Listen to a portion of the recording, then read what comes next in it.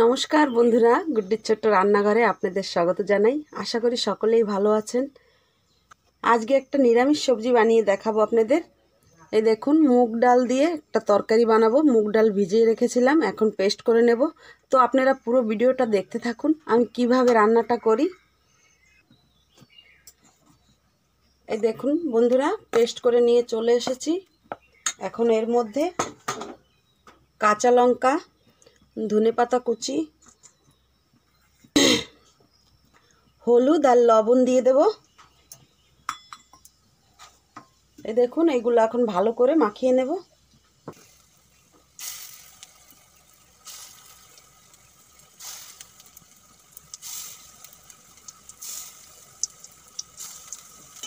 এই দেখুন, ডালের বড়া হয়ে গেছে, এখন নামিয়ে নেব।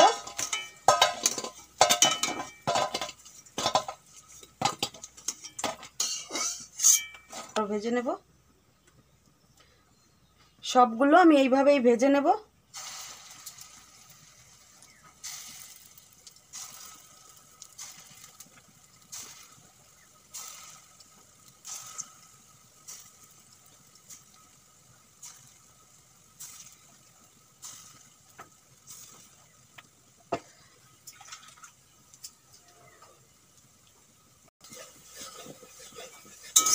সব বড়াগুলো ভাজা হয়ে গেছে, এখন তুলে নেব।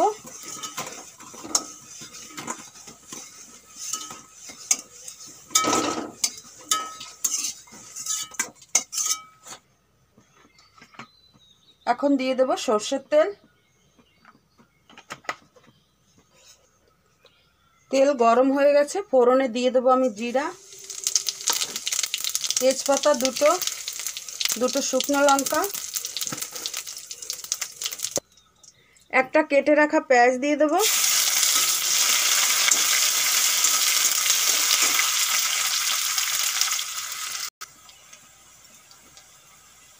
একটু আদা বাটা দিয়ে দেবো 1 চামচের মতো।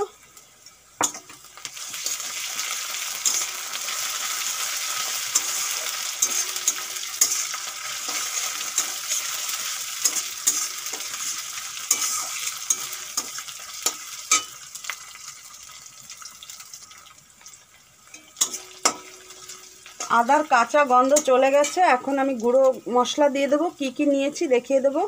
হলুদ গুঁড়ো, লঙ্কা গুঁড়ো, ধনে গুঁড়ো, জিরে, নুন দিয়ে দেবো।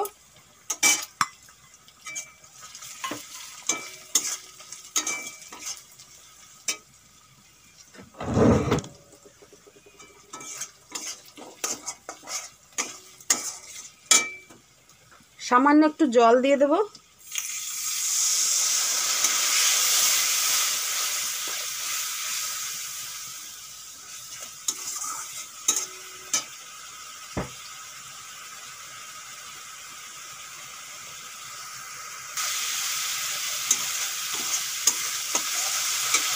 বন্ধুরা, মশলা কষানো হয়ে গেছে, এখন এই যে নারকেলের দুধ, 1 বাটি নারকেলের দুধ দিয়ে দেবো।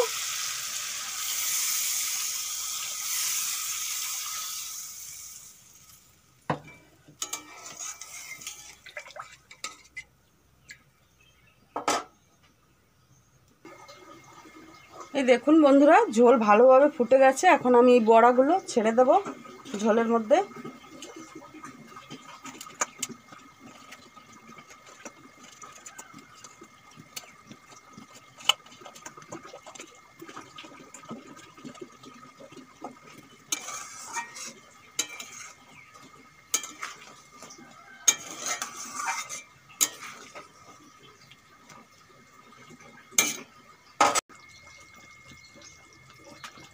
এই দেখুন বন্ধুরা, এই তরকারিটা একটু ঝোল ঝোল নামাতে হয়। এখন দিয়ে দেবো গরম মশলা বাটা,